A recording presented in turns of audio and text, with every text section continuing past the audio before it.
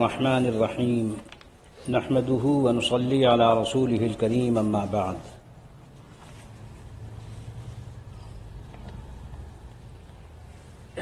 مسلمانوں مبارک ہو کہ پھر ماہ صیام آیا، مبارک ہو مسلمانوں کہ پھر ماہ صیام آیا، خدا کی رحمتوں اور برکتوں کا ازدحام آیا۔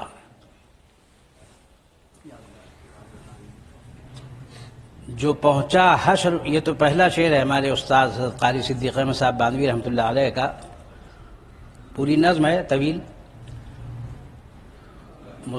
مبارک ہو مسلمانوں کہ پھر ماہ صیام آیا، خدا کی برکتوں اور رحمتوں کا ازدحام آیا۔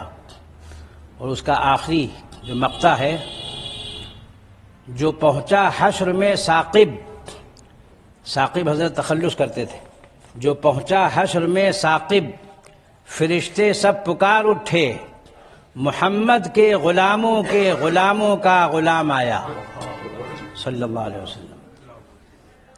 جو پہنچا حشر میں ثاقب، فرشتے سب پکار اٹھے، محمد کے غلاموں کا غلام آیا صلی اللہ علیہ وسلم۔ اللہ تعالی ہم سب کو حضرت صلی اللہ علیہ وسلم کی غلامی نصیب فرمائے۔ اللہ تبارک و تعالیٰ کی عبدیت اور رسول اللہ صلی اللہ علیہ وسلم کی غلامی۔ حضرت مولانا سید ابو الحسن علی میاں ندوی رحمۃ اللہ علیہ نے میرے نانا میاں مرحوم سے فرمائش کی تھی کہ ایک ایسی نظم لکھ دیجئے جس میں یہ دو باتیں آ جائیں۔ جب سن 47 آیا، بالکل لوگ اکھڑے ہوئے تھے، کچھ سمجھ میں نہیں آ رہا تھا کہ کہاں جائیں۔ لوگ کہہ رہے تھے جس کا جہاں سینگ سمائے وہاں چلا جائے۔ بڑے بڑے حضرات کا جملہ ہے یہ، کہ جس کا جہاں سینگ سمائے وہاں چلا جائے، سن 47 میں۔ تو انہوں نے تقویت و تسلی کے لیے نانا میاں مرحوم سے فرمائش کی کہ آپ یہ دو باتیں نظم کر دیجئے، نظم پر اثر ہوتی ہے۔ تو وہ نظم نہیں سنانی، وہ تو طویل ہے بہت۔ بات مولانا کی سنانی کہ مولانا نے فرمائش یہ کی کہ جو شخص اللہ پر ایمان و یقین رکھے گا اور رسول اللہ صلی اللہ علیہ وسلم کی غلامی اختیار کرنے کا عہد کرے گا، اگر پوری قوم یہ عہد کر لے گی تو وہ مٹے گی نہیں، کوئی مٹا نہیں سکے گا اس کو، وہ تو مٹ جائے گا جو مٹانا چاہے گا۔ لیکن ایسی قوم اور حضرت صلی اللہ علیہ وسلم کی امت، حضرت آدم اور حضرت حوا کی اولاد اور اللہ کی سچی بندی جو امت ہے، جو اللہ کی بندگی کا عہد کر لے اور حضرت آدم حضرت حوا کے فرما بردار اولاد ہونے کا استحضار رکھے اور سید المرسلین خاتم النبیین محمد الرسول اللہ صلی اللہ علیہ وسلم کے امتی ہونے کا ہر موقع پر استحضار رکھے، تو اس قوم کو، اس امت کو، ان لوگوں کو کوئی میٹنا چاہے گا تو مٹا نہیں سکے گا، خود میٹ دیا جائے گا، وہ خود میٹ دیا جائے گا، وہ خود میٹ دیا جائے گا انشاءاللہ۔ سید الانبیاء صلی اللہ علیہ وسلم نے ارشاد فرمایا کہ رمضان کا مہینہ اللہ تعالیٰ کا مہینہ ہے، عظمت و برکت کا مہینہ ہے، محتاجوں کی غمخواری اور ہمدردی کا مہینہ ہے، اس کے دن برکت کے اور اس کی راتیں رحمت کی ہیں۔ اس ماہ میں قرآن مجید لوح محفوظ سے آسمان دنیا پر نازل ہوا اور اللہ تبارک و تعالیٰ کے دوسرے انبیاء اور رسول علیہم الصلاۃ والسلام، خصوصاً حضرت موسیٰ علیہ السلام، حضرت داؤد علیہ السلام اور حضرت عیسیٰ علیہ السلام، ان حضرات پر بالترتیب تورات، زبور اور انجیل بھی اسی ماہ مبارک میں نازل ہوئی۔ اس ماہ میں ایک رات ایسی ہے جو 1000 مہینوں سے بڑھ کر ہے، اس میں نفل کا ثواب فرض کے برابر اور فرض کا ثواب 70 فرض کے برابر ملتا ہے۔ اس موقع پر یہ کتاب تو معمولات نبوی صلی اللہ علیہ وسلم ہے، جو احقر کے جد امجد علیہ الرحمہ نے جب میرے تایا صاحب والد صاحب پڑھ کر فارغ ہوئے تھے تو ان کے مشورے سے یہ کتاب لکھی تھی۔ پیدائش سے موت تک اس میں حضور اقدس صلی اللہ علیہ وسلم کے معمولات روزانہ کے، ماہانہ کے، سالانہ کے سب اس میں ذکر کیے گئے ہیں۔ اردو میں بہت عام فہم کتاب ہے، معمولات نبوی صلی اللہ علیہ وسلم پیدائش سے موت تک۔ اور یہ مضمون جو ابھی اس میں آیا حدیث شریف میں کہ اس ماہ میں ایک رات ایسی ہے جو 1000 مہینوں سے بڑھ کر ہے، اس میں نفل کا ثواب فرض کے برابر اور فرض کا ثواب 70 فرض کے برابر ملتا ہے، تو یہ پورے رمضان سے متعلق ہے فضیلت۔ تو یہ والد صاحب رحمۃ اللہ علیہ کے استاد سے اور حضرت تھانوی رحمۃ اللہ علیہ کے داماد ہوتے تھے۔ حضرت مولانا مفتی جمیل احمد صاحب تھانوی جامعہ اشرفیہ لاہور کے مفتی تھے، یہاں مظاہر علوم کے بھی مفتی رہے، استاد رہے، خانقاہ تھانہ بھون کے بھی مفتی اور استاد رہے۔ حضرت مولانا مفتی جمیل احمد صاحب تھانوی نے لکھا ہے کہ منٹوں میں لکھ پتی بلکہ ارب پتی بننے کا زمانہ ہے۔ لوگ دنیا کے جو تاجر ہوتے ہیں، تاجر، آپ حضرات کو تو تجارت سکھانے کی ضرورت ہی نہیں ہے، سب پیدائشی تاجر ہیں ماشاءاللہ آگرے میں۔ تو دنیا کے تاجر دنیا کی تجارت اس کے نفع کو خوب سمجھتے ہیں، دین کے تاجر دین کی تجارت کو خوب سمجھتے ہیں، جو جس چیز کا تاجر ہو وہ اس کو سمجھتا ہے۔ تو وہ فرما رہے ہیں کہ رمضان میں منٹوں میں لکھ پتی بلکہ ارب پتی بننے کا نسخہ بتلاتا ہوں، توجہ سے سنیے۔ بڑے، بوڑھے، ادھیڑ، جوان، بچے سب سنیں اور اپنے گھروں میں بھی بتائیں۔ کیا خوب مہینہ ہے مہینہ رمضان کا، رحمت کا خزینہ ہے مہینہ رمضان کا، دل عشرہ آخر ہے، سویرا ہے شب قدر، ہر سال کا سینہ ہے مہینہ رمضان کا۔ رمضان المبارک کا ایک روزہ ایک سال بھر کے 354 مسلسل روزوں سے زیادہ ثواب رکھتا ہے۔ سال میں قمری اعتبار سے 355 دن ہوتے ہیں،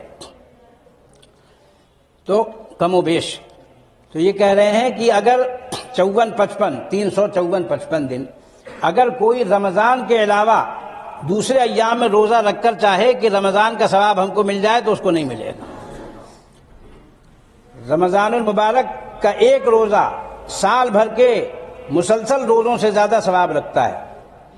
بلا عذر اگر اس کا ایک روزہ بھی نہ رکھا گیا تو عمر بھر کے روزے بھی اس کے بجائے کافی نہیں ہو سکتے۔ رمضان میں ہر فرض کا ثواب 70 گنا، ہر نفل، اعتکاف اور ذکر اور ہر نیک کام کا ثواب 70 گنا ہو کر فرض کے برابر ہو جاتا ہے۔ نماز کا ثواب گھر پر 1 گنا، مسجد میں 25، جامع مسجد میں 50 اور رمضان میں 70 گنا اور زائد ہو جاتا ہے۔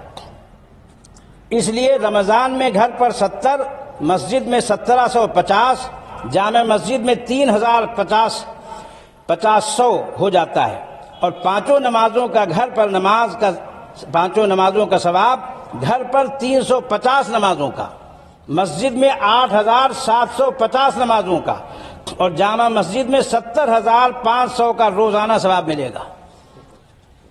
حضرت کو حساب سے بڑی اچھی مناسبت تھی، بہت اعلیٰ درجے کی۔ جماعت کا 27 گنا، 5 وقتہ کا 135 اور رمضان کا 70 گنا 9400۔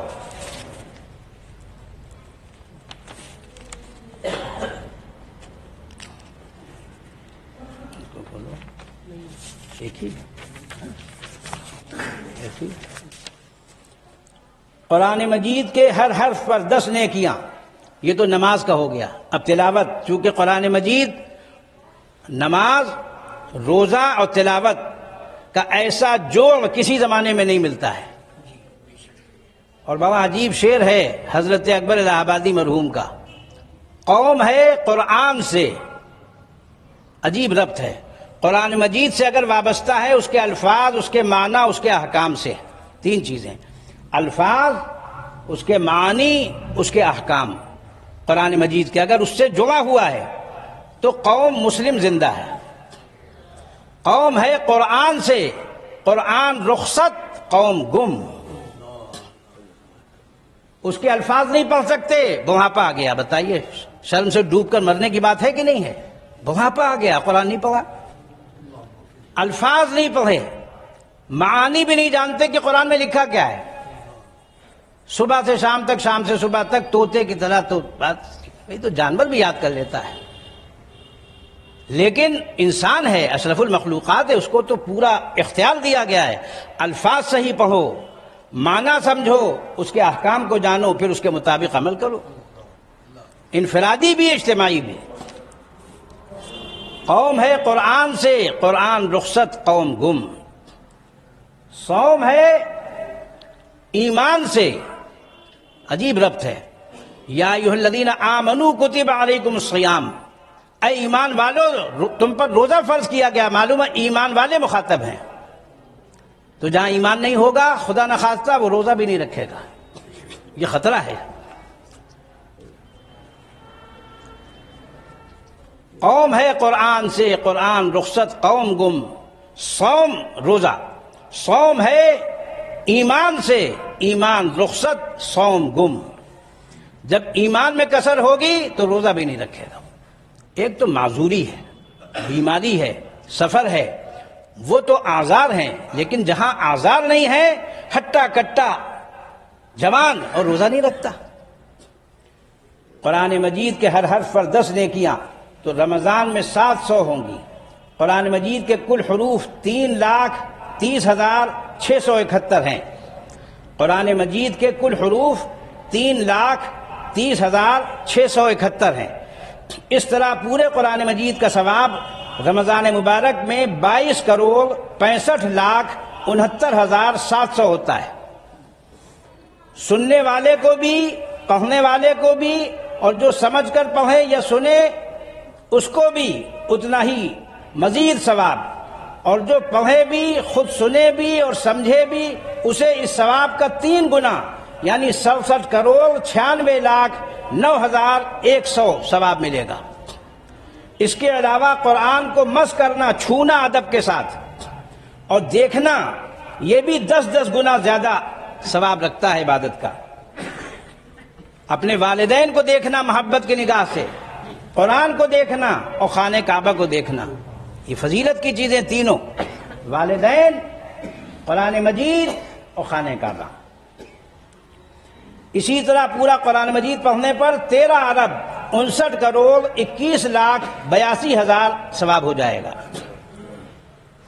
قرآن مجید پڑھنے کا عظیم الشان ثواب شبینے کی ایک رات میں حاصل ہو سکتا ہے، مگر شبینے کو اس زمانے میں علماء نے مکروہ قرار دیا ہے رعایت نہ کرنے کی وجہ سے، چونکہ اگر قرآن مجید پورے ادب سے سنا جائے، پورے ادب سے پڑھا جائے، اور اس میں بریانی اور چائے مقصود نہ ہو، اور صرف اللہ کی رضا کے لیے پڑھنے والے پڑھیں اور سنانے والے سنائیں، ان کے پیش نظر نذرانہ نہ ہو، اور ان کے سننے والوں کے پیش نظر بریانی اور چائے نہ ہو، تب تو بات بھائی ٹھیک ہے، آگرے میں صاف بات کہنی پڑتی۔ ان کو روزے سے زیادہ بریانی پسند ہے۔ ختمات ہو رہے ہیں قرآن پاک کے، اس میں پتہ چلا بریانی کا اعلان ہو رہا ہے، وہ نماز اعلان کر رہے ہیں دعا کے لیے، اور پیچھے سے اعلان کر رہا ہے بریانی اور مٹھائی، تو پتہ چلا کہ نماز اور روزے سے کتنا تعلق ہے اور بریانی اور چائے سے کتنا تعلق ہے۔ اس کا پہلے امتحان لیں۔ تو یہ کہہ رہے ہیں کہ اگر شبینے کو خلاف شرع چیزوں سے ملوث نہ کیا جائے، ریا اور نمود بھی اس میں شامل ہے، ریاکاری۔ بسم اللہ الرحمن الرحیم، یہ آیت شریفہ بھی ہے قرآن پاک کی، یہ تو عموماً سبھی مسلمانوں کو یاد ہوتی ہے۔ اس کے کل 19 حروف ہیں، اور رمضان المبارک میں 13,300 نیکیاں صرف بسم اللہ الرحمن الرحیم پڑھنے پر ملیں گی، اور جو صورتیں حفظ ہوں، وضو کے ساتھ یا بے وضو، چلتے پھرتے، زبانی، ہر حرف پر اتنی ہی نیکیاں مفت ملیں گی۔ یہ رمضان المبارک کی برکت ہے۔ بسم اللہ الرحمن الرحیم پر ایک نکتہ بھی سن لیجئے۔ نکتہ لکھا علماء نے کہ دوزخ پر جو خاص فرشتے مقرر ہیں وہ 19 ہیں، علیہا 19، داروغہ جو اس کے ہیں وہ 19 ہیں۔ تو جو اچھے اور نیک کاموں میں بسم اللہ الرحمن الرحیم پڑھے گا، اور مباح کام میں بھی جو جائز ہو، وہ دوزخ کے ان 19 داروغہ کی گرفت سے محفوظ رہے گا۔ بسم اللہ الرحمن الرحیم پڑھنے کی ایک خاص برکت یہ لکھی، ہر ادنا سے ادنا نیک کام کا ثواب 70 گنا ہو جاتا ہے، خواہ راستے سے کانٹا ہٹانا ہی ہو، چونکہ ایمان کا آخری درجہ کیا ہے؟ تکلیف دہ چیز کو ہٹانا.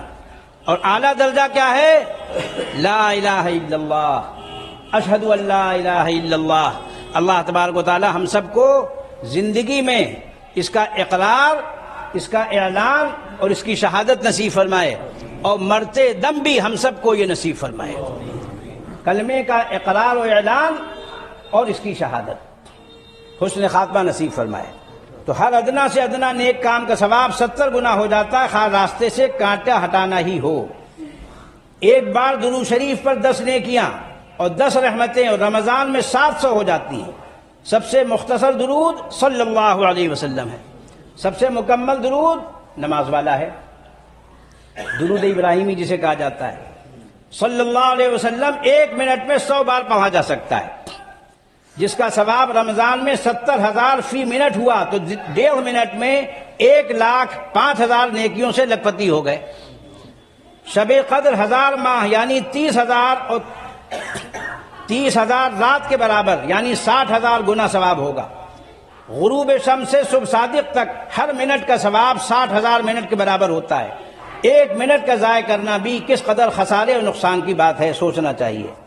نیکی کی ترغیب پر اتنا ہی ثواب ہے جتنا کرنے والے کو ثواب ملتا ہے. اس لیے ہر وقت خیر کی بات بتائے، شر سے روکے، چونکہ اسی کی دعوت کے لیے مسلمان ہے.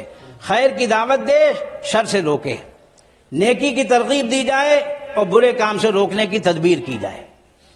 نیکی کی ترغیب پر اتنا ہی ثواب ہے جتنا کرنے والے کو، اس لیے ہر وقت نیک کام کی ترغیب دی جائے تاکہ اس کے برابر ثواب ملے، اور ہر برے کام سے روکنے کی تدبیر کی جائے تاکہ اس سے بچنے کے برابر بھی ثواب حاصل ہو.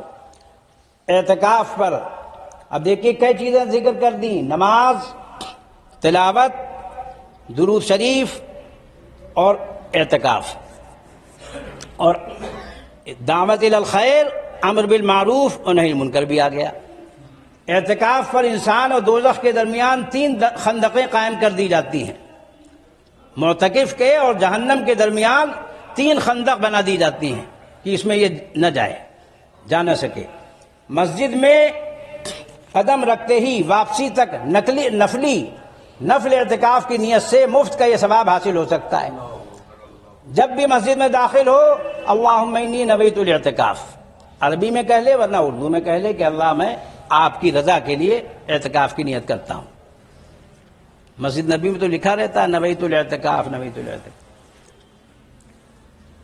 زکوٰۃ اور صدقہ خیرات میں رمضان کی وجہ سے 70 گنا ثواب زائد ہو جاتا ہے. اللہ کی راہ میں دیے ہوئے جو بھی چیز دی جائے گی، جو بھی انسان کی استطاعت ہو، اس کا ثواب رمضان میں 49,000 ہو جائے گا. ان سب کاموں میں ایصال ثواب کی نیت بھی کی جا سکتی ہے. اپنے لیے بھی آدمی ایصال ثواب کے لیے محفوظ رکھ سکتا ہے، کلمہ طیبہ پڑھ کے رکھ سکتا ہے 70,000 مرتبہ. جو ایمان والا 70,000 مرتبہ کلمہ طیبہ، اس کا طریقہ آسان یہ ہے، بزرگوں کا جو طریقہ ہمارے ہے، لا الہ الا اللہ، لا الہ الا اللہ، لا الہ الا اللہ، لا الہ الا اللہ، لا الہ الا اللہ، لا الہ الا اللہ، لا الہ الا اللہ. 10ویں مرتبہ عام طور پر ایک سانس میں ہو جاتا ہے پورا، محمد الرسول اللہ صلی اللہ علیہ وسلم. اس طرح 70,000 مرتبہ پڑھ لیا جائے تو ہمارے تمام بزرگ اس پر متفق ہیں. حضرت شیخ الحدیث مولانا زکریا صاحب نے بھی لکھا ہے، اور حضرت مفتی اعظم مفتی محمد شفیع صاحب دیوبندی نے بھی لکھا ہے نجات المسلمین میں، کہ اس شخص کی انشاءاللہ بخشش ہوگی. قوی امید ہے. اس کے مکاشفات بھی ہیں، وہ تو ایک مؤید ہے، لیکن معمولی چیز نہیں ہے کلمہ طیبہ. اس کو 70,000 مرتبہ ہر شخص اپنی زندگی میں ذخیرہ کر لے، ورنہ آئندہ کے لیے جو نہ کر سکے وصیت کر دے. میں نے اپنے گھر پر وصیت کر رکھی ہے کہ جتنی بھی کھجور کی گٹھلیاں ہیں یہ دھو کر رکھ دی جایا کریں، اور جیسے ہی انتقال ہو فوراً ان کو جمع کر کے پڑھا جائے 70,000 مرتبہ کم سے کم. تو میں نے اپنے ایک شاگرد کو بتایا بمبئی میں، تو اس نے 1,00,000 مرتبہ میرے لیے پڑھ کر رکھ دیا. اس نے کہا میں نے آپ کے لیے 1,00,000 مرتبہ محفوظ کر دیا. میں نے کہا جیسے دنیا دار سیٹھ ہوتے ہیں ایسے دیندار سیٹھ بھی ہوتے ہیں، ان کو لوگ سیٹھ نہیں سمجھتے. ان سب کاموں میں ایصال ثواب کی نیت بھی کی جا سکتی ہے. اس کے منکر صرف معتزلہ اور موجودہ غیر مقلدین ہیں. یہ کہتے ہیں اس سے کیا ہوتا ہے؟ وَلَيْسَ لِلْإِنسَانِ إِلَّا مَا سَعَىٰ، یہ آیت پڑھتے ہیں اس کے لیے۔ دارالعلوم دیوبند کے مفتی اعظم مفتی عزیز الرحمان صاحب دیوبندی کو بھی یہ اشکال طالب علمانہ پیدا ہو گیا تھا۔ حضرت گئے پیدل گنگو رات میں اور فجر سے پہلے پہنچے۔ حضرت نے پوچھا کیسے اس وقت؟ کہ حضرت یہ اس آیت سے معلوم ہوتا ہے کہ بس جو کچھ آدمی اپنے لیے کرے دوسرے کو اس کا کچھ ثواب نہیں پہنچتا، تو یہ کیسے ایصال ثواب وغیرہ کا فائدہ کیسے ہوگا؟ تو حضرت نے فرمایا بھائی اس میں سعی ایمانی مراد ہے۔ کوئی خدا نہ خواستہ کوئی غیر مومن مر جائے، ایمانی نہیں تھا اس کے پاس، اس کے لیے ایصال ثواب بیکار ہے۔ حضور اکرم صلی اللہ علیہ وسلم سے بڑی ذات کس کی ہوگی؟ حضرت صلی اللہ علیہ وسلم کو منع فرما دیا گیا، ما کان للنبی والذین آمنوا ان یستغفروا للمشرکین ولو کانوا اولی قربی، چاہے آپ کے عزیز و اقارب ہوں اگر مشرکین تو ان کے لیے استغفار بیکار ہے، ان کے لیے استغفار مفید نہیں۔ تو خواہ مردہ کو، خواہ زندہ کو، خواہ ان لوگوں کو جو ابھی پیدا نہیں ہوئے کہ جو پیدا ہوں گے، سب کے لیے ایصال ثواب کیا جا سکتا۔ اہل سنت والجماعت کا مفتہ بہ معمول بہا مسلک یہی۔ حضرات فقہاء کرام نے لکھا ہے کہ ایصال ثواب میں سارے مسلمانوں کی نیت کرنی چاہیے، کیونکہ ثواب صوفیاء کرام کے ہاں تقسیم نہیں ہوتا۔ حضرت حاجی امداد اللہ صاحب مہاجر مکی رحمۃ اللہ علیہ کے ارشاد ہے کہ ہمیں اللہ تعالیٰ کی رحمت سے یہی امید ہے کہ سب کو جن جن کو بخشا جائے گا سب کو پورا پورا ثواب ملے گا۔ ربنا اغفر لنا ولاخواننا الذین سبقونا بالایمان، یہ دعائے مغفرت سب کے لیے ہے کہ اے اللہ جو ایمان کے ساتھ جا چکے ان سب کی مغفرت فرما۔ تو رمضان کا مہینہ قدر کا مہینہ ہے، ابھی وقت ہے بھائی تو پورا کر دوں مضمون؟ بس ٹھیک۔ جنت کے دروازے اس ماہ میں کھول دیے جاتے ہیں اور دوزخ کے دروازے بند کر دیے جاتے ہیں۔ ہر رات کو اللہ تعالیٰ کا منادی پکارتا ہے کہ اے نیکی کے جویا ادھر آ، اور اے برائی کے شیدائی رک جا۔ اس ماہ میں مومن کا رزق بڑھا دیا جاتا ہے۔ ہر رات کچھ دوزخ کے مستحق دوزخ سے آزاد کر دیے جاتے ہیں۔ اس ماہ کے ایام دن برکت والے ہیں، اس کی راتیں رحمت والی ہیں۔ اس ماہ میں احکام خداوندی یہ ہیں، شریعت کے احکام کیا ہیں؟ پورے مہینے کا روزہ رکھنا، صبح صادق سے غروب آفتاب تک، طلوع صبح صادق جیسے ہی ہو اس کا ایک آن بھی اس کو خوب یاد رکھیے۔ آگرے میں یہ بیماری میں بچپن سے جانتا ہوں، ہم لوگ کہ پڑوسی جو تھے جب اذان کی آواز آتی تھی تو گھر سے آواز آتی تھی جلدی پانی پی لو اذان ہو رہی ہے، تو والد صاحب میں چھوٹا تھا کہلواتے تھے جا کے کہو روزہ نہیں ہوگا۔ اذان فجر ہوتی ہے نماز فجر کے لیے، سحری ختم کا اعلان نہیں ہے، وہ سحری کا ختم کا اعلان 10 منٹ پہلے کرنا چاہیے، تب لوگ سمجھیں گے کہ سحری کا وقت کیا ہے۔ وقت نہیں ہے لیکن مختصر وقت میں سمجھ لیجئے، پوری رات کے فقہاء نے 7 حصے کیے ہیں۔ پہلے حصے میں مغرب ہے، دوسرے حصے میں عشاء ہے، اور پھر چھٹے حصے میں تہجد و سحر ہے، اور 7ویں حصے میں فجر کی نماز ہے، اور ہر حصہ دوسرے سے ممتاز ہے۔ اگر سب کو گڑبڑ کریں گے آپ سمجھیں گے بس رات کا اندھیرا ہونا چاہیے، تو یہ نہیں۔ صبح کاذب تک جو اس طریقے سے نمودار ہوتی ہے، مشرق جیسے سبزہ پھوٹتا ہے اور آپ نے سورج اگر طلوع ہوتے دیکھا تو ایسے نکلتا ہے سیدھا سیدھ میں۔ تو میں والد صاحب کے ساتھ سفر کر رہا تھا تو والد صاحب نے مجھے دکھایا کہ دیکھو یہ صبح کاذب ہے، دیکھو یہ اس طریقے سے طولن لمبائی میں نکلتی ہے، اور وہ بالکل معلوم ہوتا ہے کہ اجالا ہو گیا، اور پھر تھوڑی دیر میں اندھیرا چھا جاتا ہے، پھر اس طریقے سے روشنی پھیلی شمالن و جنوبن، وہ شرقن و غربن پھیلتی ہے، اور یہ شمالن و جنوبن پھیلتی ہے، اور پھر یہ پھیلتی چلی جاتی، پھر روشنی ختم نہیں ہوتی ہے۔ یہ آ جانے کے بعد پھر نماز فجر ہوتی ہے، اور تہجد یا سحری بالکل نہیں ہوتی، معتبر ہی نہیں اس وقت سحری کرنا۔ اور بعض لوگ بھائی اس کو دیوبندی بریلوی مسئلہ بنا لیتے۔ میں جب آیا اس محلے میں تو ایک بوڑھے بڑے میں آئے، کہنے لگے کہ ہم نے مفتی نثار احمد صاحب کے زمانے میں جو جامع مسجد کے امام بھی تھے، مفتی شہر بھی تھے، وہ 20 منٹ کے بعد نماز پڑھاتے تھے۔ میں نے پڑھی ہے، میں نے کہا بالکل ٹھیک کرتے تھے۔ میں نے کہا حضرت مولانا مفتی محمد شفیع صاحب دیوبندی مفتی اعظم ہند و پاک نے بھی یہی لکھا ہے۔ یہ دیوبندی بریلوی مسئلہ نہیں، احتیاطی و بے احتیاطی کا مسئلہ ہے۔ احتیاط اور بے احتیاطی کا مسئلہ ہے. لوگ اس میں بے احتیاطی کرتے ہیں دیر تک، اور دوسری بے احتیاطی افطار میں جھٹ پٹ. ادھر میں نے اسی لیے کالم الگ الگ بنا دیے. جیمس والوں سے میں نے کہا کہ آپ کا تہجد، سحری، طلوع صبح صادق سب کا ایک ہی کالم ہے، اس کو الگ الگ کیجیے. جب وہ ختم سحر ہے اس کا اعلان مستقل ہونے کے بعد پھر وہی سے آپ فجر شروع کر دیتے ہیں. فجر کا کالم 10 منٹ کے بعد حضرت تھانوی نے حکم دے کر کرایا سہارنپور میں. مفتی اعظم مفتی سعید احمد صاحب جلالگوی، مفتی مظفر صاحب کے والد نے باقاعدہ اس کو لکھوایا سہارنپور کی جنتریوں میں کہ 2 کالم بنائے جائیں، صبح صادق کا الگ اور 10 منٹ کے بعد اذان فجر کا. اور ایسے ہی عشاء میں تراویح سننے والوں کو خدا جانے کیا اجرت رہتی ہے. 1 گھنٹہ 37 منٹ اگر نہیں ہوئے غروب آفتاب سے تو عشاء کا وقت نہیں ہوا. کم سے کم 1 گھنٹہ 37 منٹ ہونا چاہیے اور 1.25 گھنٹے بہتر ہیں. بس اس وقت فضائل کے بجائے یہ مسائل زیادہ ضروری تھے، چونکہ والد صاحب فرمایا کرتے تھے کہ فضائل تو ٹانک ہے، مسائل دوا ہے. اب اگر علاج ہی نہیں ہوگا تو مریض ٹھیک کیسے ہوگا؟ آپ اس کو ٹانک پہ ٹانک پلاتے رہیے اور معدہ خراب ہو جائے گا. تو اس لیے فضائل اور مسائل کی اہمیت اور ضرورت اپنی اپنی جگہ ہے، اس کو سمجھنا چاہیے. اللہ تعالی ہم سب کو ہر موقع پر احساس نصیب فرمائے. وآخر دعوانا سنتیں پڑھ دیجیے.